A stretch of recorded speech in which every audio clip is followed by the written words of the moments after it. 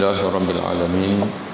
Wassalatu wassalamu ala nabiyyina wa habibina wa syafi'ina Muhammad bin Abdullah wa ala alihi wa ashabihi wa man ihtada bihadihi wastanna bi sunnatihi ila yaumiddin, amma ba'd. Tuan-tuan, puan-puan yang dirahmati Allah Ta'ala sekalian, kuliah kita pada malam ini sambungan pada kuliah minggu yang lalu, di mana dalam kuliah kita yang lalu kita membaca taujihat ataupun panduan yang diberikan oleh para alim ulama kita bagaimana kita mengatur amalan harian ataupun wirid harian, di mana kita menjelaskan dalam kuliah kita yang lalu yang dimaksudkan dengan wirid. Sebelum itu perlu kita faham terlebih dahulu kenapa perlunya wirid harian, supaya kita tidak membuang masa. Kalau kita tidak ada amalan-amalan harian ataupun yang kita sebut dengan wirid harian ini, kita tidak berdisiplin. Kita sat buat, sat tak buat. Ada ketika rajin baca Quran, ada tak rajin tak baca Quran, hari tak rajin tak baca Quran. Yang sedar tak sedar dah sebulan tak baca Quran, 2 bulan tak baca Quran, kerana tidak ada wirid. Tapi kalau kita ada wirid harian bacaan Quran, dan wirid ini bukan tasbih, takbir, Allahu Akbar, selawat, itu sebahagian daripada wirid. Wirid ini ialah semua amalan yang kita lakukan menjadi rutin harian. Sebagai contohnya, kalau kita letakkan keazaman bahawa tiap-tiap hari saya akan sembahyang berjamaah, itu wirid. Mana kita berazam pada diri kita bahwasanya kita tak akan tinggal sembahyang berjamaah, maka sembahyang salat berjamaah itu akan menjadi wirid. Setiap hari saya akan baca Quran paling-paling kurang 1 muka. Tidak ada hari yang mana kita tak baca Quran paling-paling 1 muka. Kalau ada masa lagi 2 muka, 3 muka, tapi 1 muka tak akan kurang. Itu wirid. Setiap hari saya akan beristighfar 1 kali. Setiap hari saya akan berselawat 100 kali. Itu wirid. Dan itu juga witir sebagai contohnya. Setiap hari saya akan sembahyang witir sebelum tidur. Itu wirid. Maka Imam Al-Ghazali rahimahullah menyatakan jalan kepada Allah, jalan untuk kita mendekatkan kepada Allah ialah dengan mengawasi masa-masa kita dan mengimarahkan. Makna mengimarahkan masa kita dengan wirid-wirid secara berterusan. Wirid-wirid secara berterusan. Dalam mengatur wirid ini, panduan yang dijadikan asas oleh alim ulama kita ialah ayat Allah dalam surah Al-Furqan ayat 62. Ini ayat Allah Ta'ala dalam surah Al-Furqan ayat 62, di mana Allah Ta'ala menyebutkan wa huwa alladhi ja'ala al-laila wan-nahara khilfatan liman arada an yadhakkara aw arada syukura. Dan dia, yakni Allah, yang menjadikan malam dan siang silih berganti. Mana kita akan berjumpa dengan siang yang baru, malam yang baru, mana tak pernah putus. Liman arada an yadhakkara, bagi orang yang ingin mengasihi Allah, yang ingin mengasihi Allah. Sebab itu tiap-tiap hari kita akan jumpa subuh yang baru, zuhur yang baru. Setiap hari kita berjumpa, pagi zikir petang, sama masa yang sama macam yang semalam. Jadi sebab itu tuan-tuan sekalian, kita boleh atur harian kita, atau ingin bersyukur kepada Allah. Dan syukur, di antara syukur ni ialah bukan saja kita mengucapkan alhamdulillah, ibadat itu juga adalah syukur kepada Allah. Yang ibadat kepada Allah itu merupakan tanda kita bersyukur kepada Allah, iaitu bersyukur dengan amalan. Kerana para ulama menyatakan kesempurnaan syukur itu dengan merangkumi 3. Syukur dengan hati, syukur dengan lidah, dan syukur dengan anggota, iaitu taat kepada Allah, melakukan ibadah kepada Allah Ta'ala. Jadi fahamlah kita tuan-tuan sekalian apa makna wirid. Lebih jelas lagi, yang dikatakan wirid ialah tugasan-tugasan yang diatur dan disusun untuk memenuhi waktu kehidupan dengan ibadah. Itu makna wirid. Tugasan sembahyang berjamaah, tugasan puasa. Contoh macam tiap-tiap minggu tuan-tuan nak wirid puasa Isnin Khamis, Isnin saja, Khamis saja. Mana jangan bagi ketinggalan, tiap-tiap minggu tu berulang. Itu dipanggil wirid.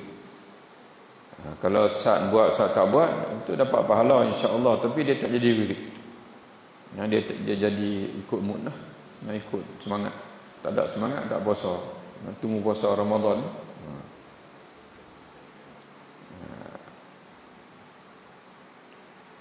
Tugasan-tugasan ini boleh berupa salat, bacaan Quran, berzikir atau ibadah yang lainnya. Itu kita ulang kaji kuliah kita minggu yang lalu. Sekarang ni, minggu ini kita nak sambung lagi. Kita nak tengok ibadat apa yang kita nak isi. Ibadat apa yang banyak kelebihannya disebut oleh Nabi SAW, hadis yang kita nak isi, yang kita nak atur pada setiap hari. Yang pertama, tuan-tuan sekalian, Nabi SAW dalam satu doa yang baginda ucapkan setiap hari, ada 3 benda yang Nabi ajar kita, yang kita setiap hari kita kena cari 3 benda ini, yang kita boleh jadikan dia sebagai rangka utama wirid kita pada setiap hari. Yang pertama, ilmu. Yang setiap hari ini mesti ada masa untuk kita tambah ilmu. Itu yang pertama, ilmu yang bermanfaat. Ilmu yang tak bermanfaat tak payah buang masa. Buang masa kita tak banyak. Kita pun bukannya rajin sangat menuntut ilmu ni. Jadi ilmu yang bermanfaat. Yang kedua, rizqan tayyiban, rezeki yang halal, rezeki yang baik. Dan yang ketiganya, amalan mutaqabbalan. Berazam bahawa hari itu kita nak beramal dengan amalan yang diterima oleh Allah. Jangan kita banyak beramal tapi amalan kita tu diserapi dengan menunjuk-nunjuk, riak dan sebagainya, ikut-ikut orang dan sebagainya. Maka jangan. Jadi di mana kita ambil 3 rangka besar ini, iaitu daripada doa Nabi SAW pada setiap pagi, sebagaimana diceritakan oleh isteri Nabi, iaitu Ummu Salamah radhiyallahu anha. Dia menceritakan Nabi SAW apabila baginda selesai mengerjakan solat subuh, memberi salam daripada solat subuh, maka baginda akan membaca doa ini. Allahumma inni as'aluka ilman nafi'an wa amalan mutaqabbala wa rizqan thayyiban. Ya Allah, aku mohon kepadamu ilmu yang bermanfaat. Ini awal-awal pagi lagi, celek-celek mata lagi Nabi minta. Allahumma inni as'aluka ilman nafi'an. Ya Allah, ya Tuhanku. Allahumma, ya Allah, inni, sesungguhnya aku, as'aluka, yang memohon kepadamu, ilman nafi'an, ilmu yang bermanfaat. Ilmu yang bermanfaat itu utama sekali. Hari ini ya Allah, berikan kepadaku ilmu yang bermanfaat. Wa rizqan thayyiban. Ikut susunan dalam hadis ini, dia mula rezeki dulu. Nombor 2 selepas ilmu, rezeki. Wa rizqan thayyiban, dan rezeki yang baik, rezeki yang halal. Dan yang ketiganya, wa amalan mutaqabbala, dan aku juga mohon kepadamu ya Allah, amal yang diterima. Amal yang diterima, mutaqabbalan. Jadi sebagai langkah permulaan, tiap-tiap pagi baca doa, insya-Allah. Jadi kita teringatlah, mana ada 3 benda yang kita nak kena carilah hidup. Nabi sendiri minta. Kalau benda tak penting, Nabi tak akan minta. Tiap-tiap kali selepas subuh. Sunan Ibnu Majah, status hadis sahih. Allahumma inni as'aluka ilman nafi'an wa rizqan thayyiban wa amalan mutaqabbala. Allahumma inni as'aluka ilman nafi'an wa rizqan thayyiban wa amalan mutaqabbala. Jadi yang pertama ialah ilmu. Dalam hidup kita ini mesti ada wirid mencari ilmu. Tak boleh tiap-tiap hari, mungkin seminggu sekali lah paling-paling kurang. Ya, paling-paling kurang, tapi lagi banyak lagi baik. Lagi banyak lagi baik. Atur dipanggil. Atur jadual ilmu. Bagi tuan-tuan nak tambah ilmu tiap-tiap hari, usulkan kalau Quran takut tuan-tuan payah nak faham sikit, tapi sebenarnya baca satu hari satu ayat makna. Satu ayat tu ambil pengertian satu. Ini tiap-tiap hari untuk harian. Dan satu hadis. Tuan-tuan pergi kedai buku, tanya dia, ada tak kitab terjemahan Riyadhus Salihin Imam Nawawi, satu hari satu hadis sudah baca. Kalau agak tak faham, langkau tanda situ tak faham. Langkau cari hadis yang faham. Cari hadis yang faham. Nanti jumpa dengan ustaz ke mana-mana ke, ustaz hadis ni apa makna ustaz? Dan ustaz apa makna dia hadis ni? Begitu tuan-tuan sekalian. Satu hari satu ayat dan satu hadis. Itu bekalan kita. Ataupun kalau tuan-tuan dah ada kitab hadis di rumah, guna saja yang pernah mengajikan dan sebagainya. Itu harian, mingguan, satu kuliah contohnya paling kurang. Hadirlah kuliah mana-mana untuk ilmu, itu satu. Dalam hadis Nabi SAW menyatakan, "May yuridillahu bi khairan yufaqihu fid din." Sesiapa yang Allah menghendaki kebaikan untuk untuknya, Allah ingin dia jadi baik, Allah menghendaki dia jadi orang baik, yufaqihu fid din. Nescaya Allah akan memberi kefahaman agama kepadanya. Ini janji Allah Ta'ala. Kalau kita rajin ngaji ni, makna memang Allah Ta'ala nak kita jadi baik. Mengaji agama. Hadis sahih Al-Bukhari dan juga sahih Muslim. Man salaka tariqan yaltamisu fihi ilman, sahalallahu lahu tariqan al-jannah. Barang siapa yang melalui satu jalan untuk mencari satu ilmu, Allah akan memudahkan untuknya jalan ke syurga. Jadi bila tuan-tuan rajin tambah ilmu ni, makna sedang menuju jalan ke syurga, kata Nabi. Hadis dalam sahih Muslim. Itu satu. Yang kedua, rezeki yang baik, rezeki yang bersih. Rezeki yang baik, rezeki yang bersih. Di mana Allah Subhanahu wa taala berfirman dalam surah Al-Baqarah, "Ya ayyuhalladzina amanu kulu min thayyibati ma razaqnakum washkuru lillahi in kuntum iyyahu ta'budun." Wahai orang-orang beriman, makanlah dari rezeki yang baik. Allah Taala sebut, "Kulu min thayyibati ma razaqnakum." Makanlah daripada yang baik-baik, daripada rezeki yang kami kurniakan kepada kamu. Washkuru lillahi, dan jangan lupa bersyukur kepada Allah. In kuntum iyyahu ta'budun, jika benar kamu menyembah Allah. Jika benar kamu menyembah Allah Ta'ala. Jadi tuan-tuan sekalian, banyak lagi lah hadis. Hadis kalau kita nak baca ni rezeki yang baik ni. La ya'tiyanna 'alan nas zamanun la yubali al-mar'u bima akhadha al-mal aminan amin halalin amin haramin. Dalam satu hadis Nabi SAW menceritakan akan tiba satu zaman di mana manusia sudah tidak kisah lagi harta yang diperolehinya apakah daripada sumber yang halal atau sumber yang haram. Mana zaman orang tak kisah, yang pentingnya dapat duit, yang pentingnya kaya. Jadi pentingnya kita fokuskanlah hidup kita. Hari ini saya kena keluar bekerja, saya akan cari, ya Allah berilah kepadaku, beri pada saya ya Allah rezeki yang halal. Ini selesai dua. Yang ketiga, ini kerangka besar maksudnya, supaya ini baru kita akan tambah-tambah lagi amalan-amalan nanti, supaya kita tahu pahalanya, jadi semangat kita nak buat insya-Allah.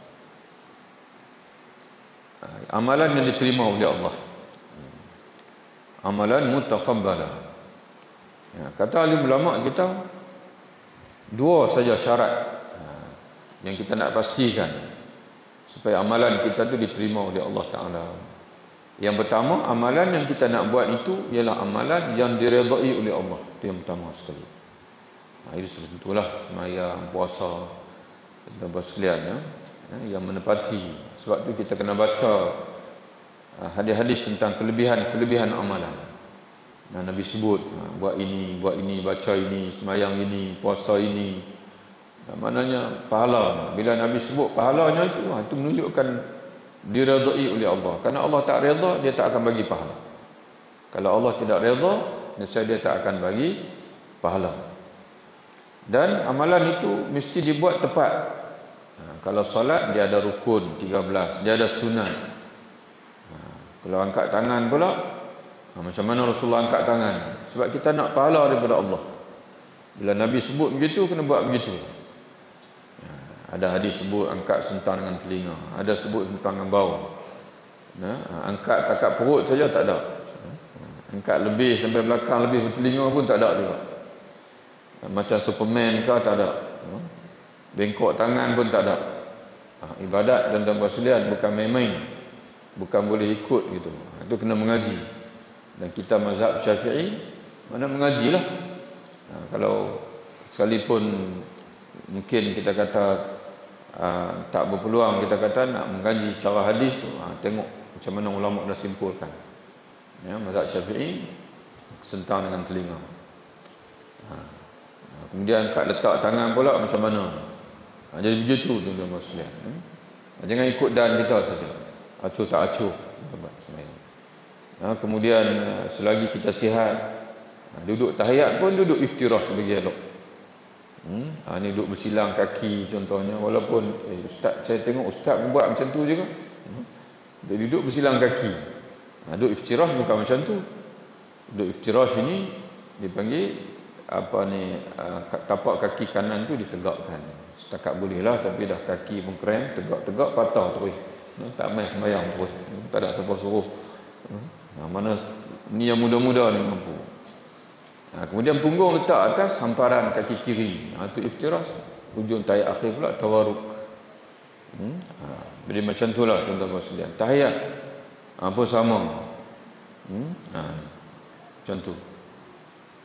Ini dia duk angkat. Dia mazhab Syafi'i tapi duk angkat. Konek gitu. Dia tanya dia ni, kamu ikut mana? Saya tengok orang Perlis buat gitu. Dari mazhab Syafi'i, jumhur ulama kata tak payah angkat terus. Asyhadu an la ilaha illallah, asyhadu angkat terus sampai bagi salam. Ustaz ada tak yang kira angkat turun? Yang tu kena tanya hak orang buat tu. Angkat turun tu. Mungkin ada guru lain mengajar begitu. Tak boleh semata-mata kita tengok orang sebelah. Saya seronok tunggu sungguhlah ustaz, saya tengok dia duk angkat turun. Saya pun buat begitu. Dia ibadat bukan jenis seronok. Kita kena jelas dia panggil. Kena jelas. Bagi salam macam mana? Assalamualaikum warahmatullahi. Dalam mazhab Syafi'i, assalamualaikum tu tak boleh lagi. Assalamualaikum warahmatullahi. Bila assalamualaikum, balik teman. Lepas tu warahmatullahi. Itu. Jadi semua ada kaedah mana yang kita sebab ibadat dan dalam sedang ibadat ni dia kena belajar, kena buat bagi betul. Itu yang pertama. Ibadat yang nak diterima oleh Allah kerana kita dah minta, kita hari ini saya berazam, ya Allah, wirid saya nak buat ibadat dan ibadat itu engkau terima ya Allah. Yang pertama betul. Ibadat itu betul dipanggil. Yang keduanya ibadat tersebut ikhlas. Dua tu syarat saja. Betul ni macam mana nak tahu betul tak betul ibadat itu? Kena mengajilah, kena belajar. Fadilat dia, belajar fadilat dia, memang Nabi suruh, memang Nabi sebut pahala dia. Yang keduanya ialah cara buat itu betul, tepat. Yang kedua, syarat yang kedua ikhlas lillahi ta'ala, kerana Allah Ta'ala. Ikhlas kerana Allah Subhanahu wa ta'ala. Itu rangka besar.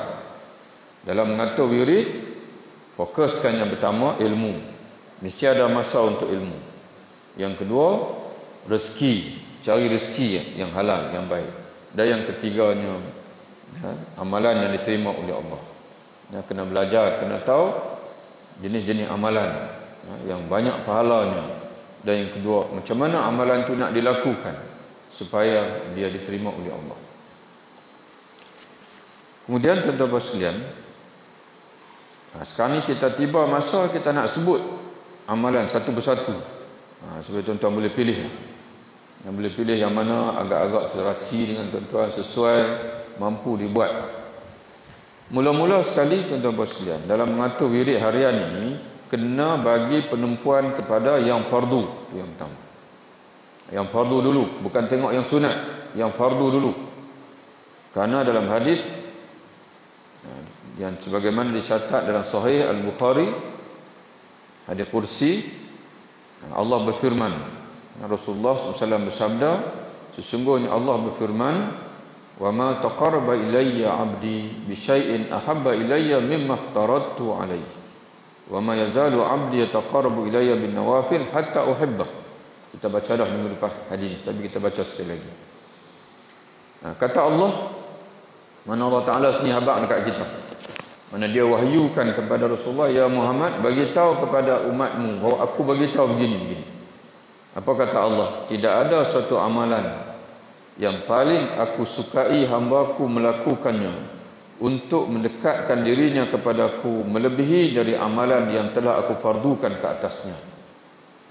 Jadi setiap hari tuan-tuan sekalian sembahyang fardu, konsentrate sungguh-sungguh. Bukan sembahyang sunat ini belum, itu nombor 2. Sembahyang fardu dulu. Bagi penumpuan sembahyang fardu. Kalau setahun sekali puasa fardu. Sebelum sedekah dan sebagainya, parti-parti zakat selesai tak lagi zakat. Zakat selesai tak tak. Nafkah untuk anak isteri itu cukup tak bagi itu. Sebab nafkah wajib. Tak boleh tuan-tuan sekalian, tuan-tuan bagi sedekah sana sini, anak-anak minta, ayah saya nak kena tuition ni, nak ambil Pak Isa. Tuition tak ada, ayah nak guna duit, nak bagi sedekah. Tak boleh tuan-tuan sekalian. Hak dia dulu, hak pendidikan dia dulu, hak pengajian dia dulu, termasuk dalam nafkah. Nafkah dia panggil, mana mesti ditunaikan. Pendidikan, ubatan, contohnya, makanan, rezeki dan sebagainya. Kemudian setelah itu, berterusan pula hamba-Ku mendekatkan dirinya kepadaku dengan mengerjakan amalan yang sunat hinggalah aku kasih kepadanya. Sebab itu baru sunat. Dan apabila aku kasih kepadanya, kata Allah, maka akulah yang menjaga pendengarannya. Aku akan jaga pendengarannya yang mana dia mendengar dengan dia. Akulah yang menjaga penglihatannya yang mana dia melihat dengannya. Akulah yang menjaga tangannya yang mana dia menyentuh dengannya.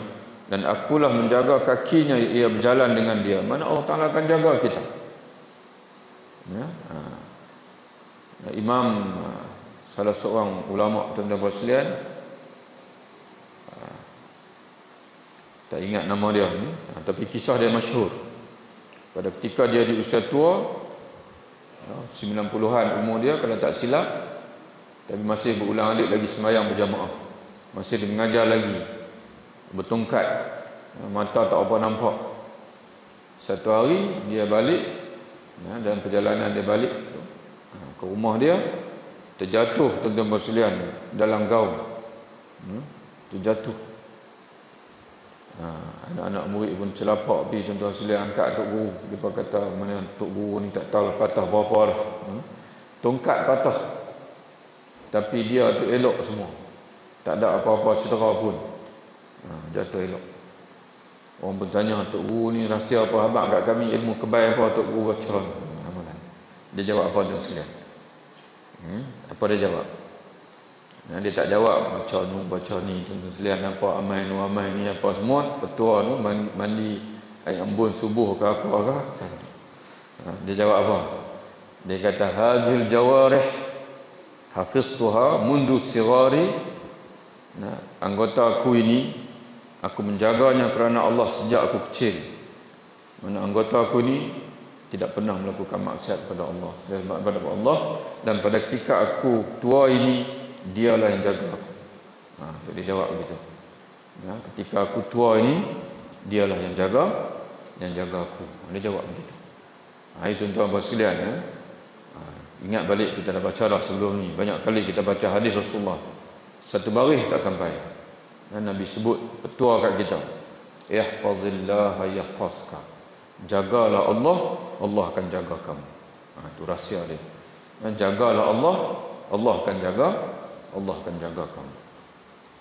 Di sini bersama. Kemudian Allah Ta'ala kata lagi, dan demi jika dia meminta kepadaku, pasti aku akan beri kepadanya. Angkat tangan berdoa, Allah Ta'ala akan bagi. Sebab tuan-tuan sekalian, dia jaga hubungan dengan Allah. Jaga fardu, kemudian sambung pula dengan jaga sunat. Dan demi jika dia memohon perlindungan kepadaku, pasti aku akan berikan perlindungan kepadanya. Jadi tengok tuan-tuan sekalian, sembahyang fardu tu jaga bagi sungguh-sungguh, bagi elok wuduk, bagi elok tuan-tuan sekalian, ambil wuduk bagi elok. Kemudian lagi sembahyang berjamaah awal waktu. Kalau tak boleh sembahyang berjamaah pun di rumah tuan-tuan sekalian, sembahyang awal waktu, jangan lewat-lewat. Sebab itu barulah kita sambung dengan yang sunat-sunat lagi. Kemudian tuan-tuan sekalian, dalam nak mengatur wirid, itu selesai satu parti yang fardu dulu, kemudian barulah sambung-sambung yang sunat. Yang sunat itu apa dia? InsyaAllah nanti kita akan sebut nanti. Mungkin 2-3 kuliah lah. 2-3 kuliah siri kuliah kita akan baca amalan-amalan utama dalam hidup yang banyak pahala, yang besar pahalanya. Lagi kita sebut macam contoh macam Quran dan tuan-tuan sekalian. Jangan tinggal langsung, kerana Quran ni satu huruf 10. Kalau tuan-tuan berzikir dengan berzikir yang lain, tapi tuan-tuan tak baca Quran, satu hari tu tak jumpa Quran, rugi besar. Walaupun kita tak nafikan dapat pahala, tuan-tuan istighfar 100 kali, selawat 100 kali dan juga yang lain-lain tu, tapi bila tak baca Quran ni, dia contohlah tuan-tuan sekalian, mungkin tuan-tuan tanya, ustaz, saya ni katalah saya ada 10 minit. Saya ada 10 minit. Waktu tu saya yang ada pagi. Lepas tu saya terpaksa keluar kerja. Ibadat apa yang saya nak baca? Saya dah sembahyang subuh dah. Dan zikir lepas subuh pun saya dah buat sikit. Tapi ada 10 minit lagi.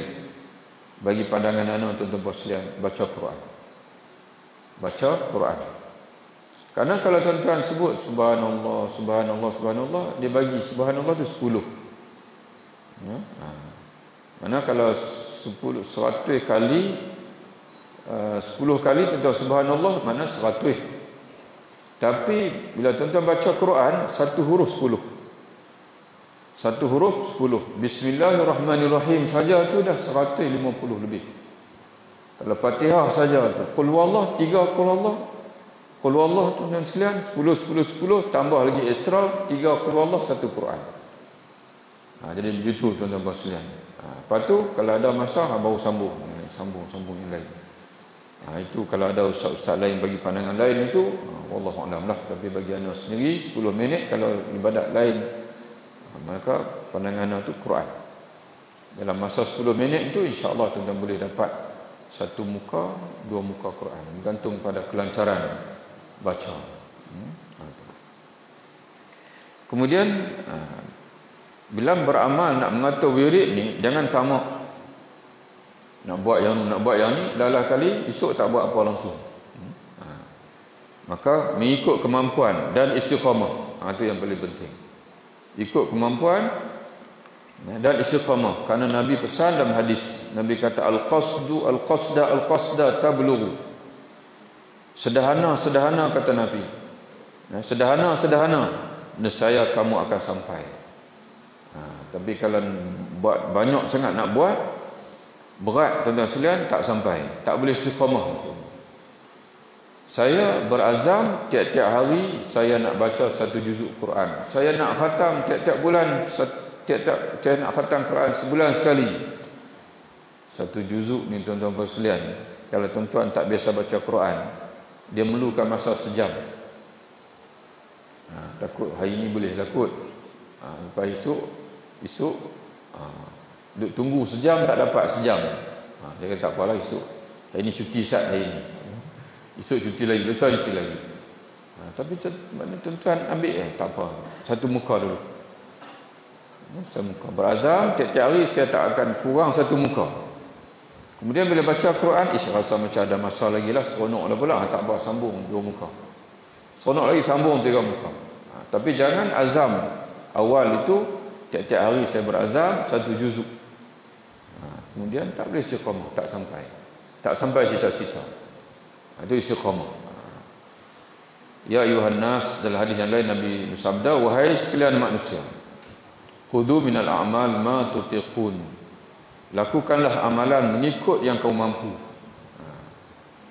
Fa inna Allah la yamallu hatta tamallu, sesungguhnya Allah tidak pernah jemu, ya, sehingga kamu sendiri yang akan jemu.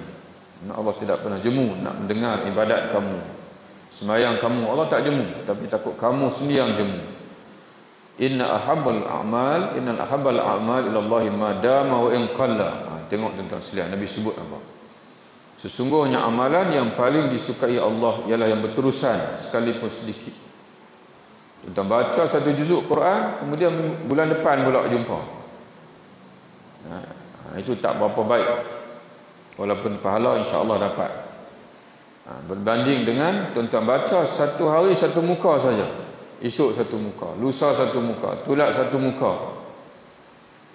Satu bulan tuan-tuan dapat satu juzuk, tapi tuan-tuan baca Quran tiap-tiap hari.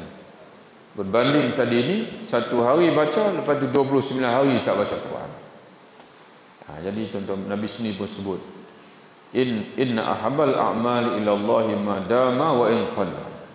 Sesungguhnya amalan yang paling disukai oleh Allah ialah yang berterusan sekalipun sedikit. Jadi tuan-tuan sekalian, yang pertama sekali yang tuan-tuan kena masuk, kita nak sebut satu persatu amalan. Yang pertama sekali yang kita kena jaga ialah sembahyang 5 waktu. Kita tak baca dah fadilat dia, sedia maklum. Nak jaga tiap-tiap hari sembahyang 5 waktu. Bermula dengan mengambil wuduk dengan sempurna. Mula dengan ambil wuduk tiap-tiap hari, tuan-tuan sekalian. Wirid harian kita sembahyang 5 waktu. Mula dengan mengambil wuduk dengan sempurna. Idza tawaddaa al-'abdul muslim, apabila seorang hamba muslim mengambil wuduk, ketika dia membasuh mukanya, akan keluarlah dari mukanya semua dosa yang dilihat oleh kedua matanya, bersama titisan air wuduk itu. Ketika ia membasuh dua tangannya, keluarlah semua dosa yang disentuh oleh dua tangannya bersama air wuduk itu. Dan ketika dia membasuh dua kaki, keluarlah semua dosa daripada kakinya bersama air wuduk itu. Hinggalah apabila ia selesai berwuduk, maka ia keluar sebagai seorang yang bersih dan suci dari dosa-dosa. Atau kena ambil wuduk dengan sempurna. Kemudian salat di awal waktu. Nabi SAW ditanya oleh seorang lelaki, ya Rasulullah, apakah amalan yang paling disukai Allah? Apakah amalan yang paling disukai Allah? Nabi menjawab sallallahu alaihi wasallam, as-salatu liwaqtiha. Salat pada awal waktunya. Salat pada awal waktu. Maka timbul persoalan. Salat di awal waktu ni berapa minit selepas masuk waktu? Kata alim ulama, dalam lingkungan setengah jam. Dalam lingkungan setengah jam daripada awal masuk waktu. Itu solat dipanggil solat di awal waktu. Lingkungan setengah jam. Bahkan tuan-tuan sekalian, pentingnya solat di awal waktu ini, sehingga kan dalam Sahih Muslim, Abu Dzar menceritakan, satu hari Nabi bertanya beliau.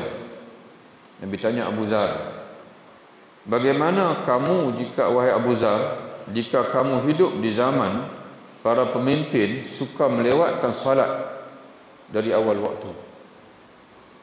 Nabi ramalkan. Tapi kita tak boleh faham hari ini. Sebab yang kita kadang-kadang kita jumpa dengan pemimpin kita ni, dia dah tak jadi imam. Zaman dulu siapa jadi pemimpin, dia akan jadi imam sembahyang. Dia ikut format Nabi sallallahu alaihi wasallam. Nabi bila dia jadi pemimpin di Makkah, bila-bila masa pun sembahyang fardu, dia yang pimpin. Bila naik Sayyidina Abu Bakar yang pimpin. Sehingga kan sahabat-sahabat dan anak lantik khalifah tu, Maka tengok, waktu Nabi tak sihat, di ujung umur Nabi serah jawatan imam kat siapa? Sayyidina Abu Bakar. Dia adalah khalifah kita. Tapi zaman hari ini, khalifah kah, Perdana Menteri kah, Menteri besar kah, wakil rakyat kah, dia dah tak jadi imam. Ini macam mana Nabi sebut ni? Dan Nabi kata, bagaimana untuk kamu jika kamu akan hidup nanti di zaman pemimpin yang suka melewatkan salat di awal waktu? Kata alim ulama, dia mula era mana ni? Era Khulafa Bani Umawi. Bila sibuk dengan urusan negara, maka sembahyang tu jadi lewat. Orang duk tunggu orang duk tunggu nak sembahyang. Nak sembahyang berjamaah tak boleh mula. Khalifah tak mai lagi. Nanti Nabi tanya, macam mana kamu? Nanti bila kamu akan berdepan hidup dengan khalifah ataupun gubernur yang dia bukan tidak lagi sembahyang awal waktu. Maka Abu Zar pun tanya kembali kepada Rasulullah, apa yang engkau perintahkan agar aku lakukan ya Rasulullah? Dia tak jawab. Ini kita nak dengar jawapan Nabi ni macam mana. Jawab Nabi kata apa sallallahu alaihi wasallam? Salli salata li waqtiha fa in adrakatha ma'ahum fa salli fa innaha laka nafilah. Kamu tunaikan dulu solat bersendirian di awal waktu. Kemudian jika menemui solat bersama mereka, tunaikan pula bersama mereka. Mana tunaikan sekali lagi berjamaah, maka ia akan menjadi solat sunat bagi kamu. Jadi kita faham dua sini. Solat awal waktu pun tak boleh tinggal, dan jemaah lain pun jangan buat. Nabi kata, tinggalkan pemimpin kamu tu, biar dia sembahyang seorang-seorang dia, kamu buat jemaah lain tak. Itu yang akan memecahkan belah saf. Jadi sebab itu kata ulama, kalau di satu masjid itu dah ada imam rawatib, imam dilantik, tak boleh orang lain sembahyang dulu daripada dia. Walaupun kita buat jamak kosakan dan sebagainya, tak boleh. Kena hormat imam ratib. Tapi kalau masjid tak ada imam ratib, macam masjid libur raya dan sebagainya, itu terpulanglah yang tu.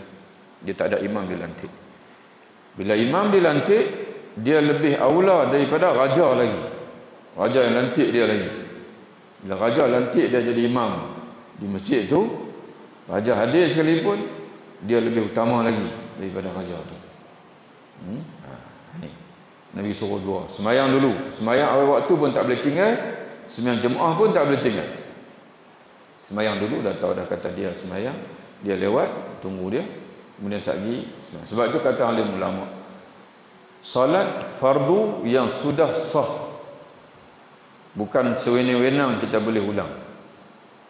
Tak boleh ulang sembahyang fardu sekali saja.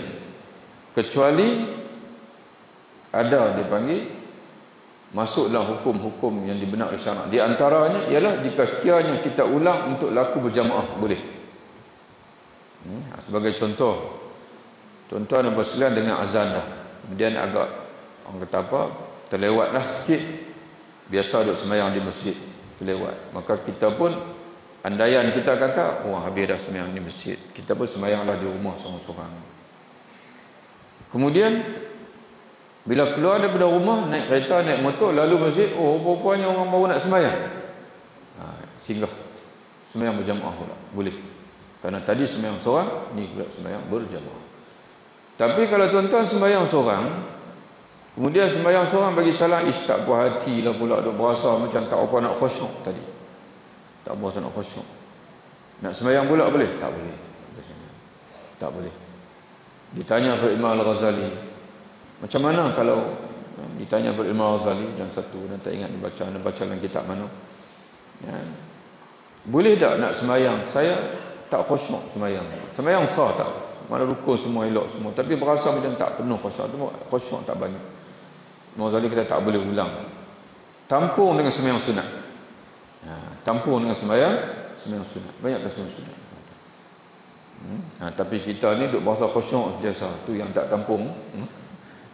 Seronok bagi salam, puas hati dah, lega dah, boleh dah nak buat kerja lain. Orang dulu tuan-tuan sedang lepas bagi salam tu berasa risau lagi, ya Allah, lalainya aku ya Allah dalam sembahyang tadi. Walaupun menghadapku, tubuh saja menghadapku-Mu ya Allah. Maka dia tak puas hati, maka dia sambung pula sembahyang sunat lepas tu. Sembahyang sunat lagi campur. Jadi tuan-tuan sekalian, boleh, hanya boleh kita salat, boleh kalau kita ulang sembahyang yang kita dah buat, kalau untuk dilakukan secara berjamaah, berpandukan kepada hadis ini. Jadi sampai begitu tuan-tuan sekalian, pentingnya sembahyang awal waktu ini, sehingga Nabi kata sembahyang dulu seorang diri di awal waktu, selepas itu sembahyang pula kamu dengan imam kamu berjamaah, maka salah satu daripadanya itu Allah Ta'ala akan berikan pahala sunat kepada kamu, salah satu daripada itu. Jadi sebab itu tuan-tuan sekalian, dia ada perkara-perkara bahagian-bahagian yang mana sembahyang fardu akan jadi sembahyang sunat. Sembahyang kita niat fardu itu akan jadi sembahyang sunat. Yang pertama dalam kes ini, kes yang kita mengaji atas ni, bila salah satu sendiri, salah satu tu berjamaah.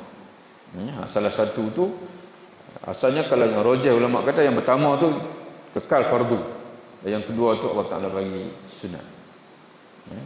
Dan satu kes lagi tuan-tuan sekalian, bila kita sembahyang, kita salat tak masuk waktu tanpa sengaja. Contohnya tuan-tuan sekalian, sembahyang pukul 12.30, tuan-tuan nampak pukul 1.30, katalah zuhur masuk 1.30, ataupun jam tuan-tuan kecoh, jam mahal saja tapi kecoh kita. 12.30 nampak 1.30, tuan-tuan pun sembahyang. Sembahyang ataupun untuk bila silap azan ke, 1.30 sembahyang. Bukan sengaja nak sembahyang tak masuk waktu ni.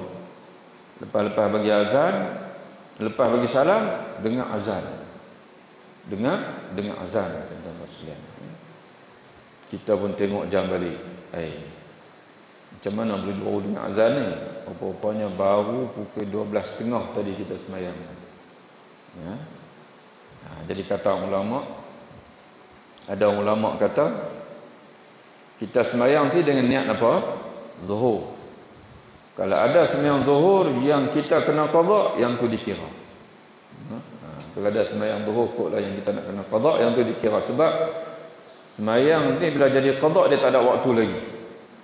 Jadi tuan-tuan dah niat tadi sembahyang zuhur.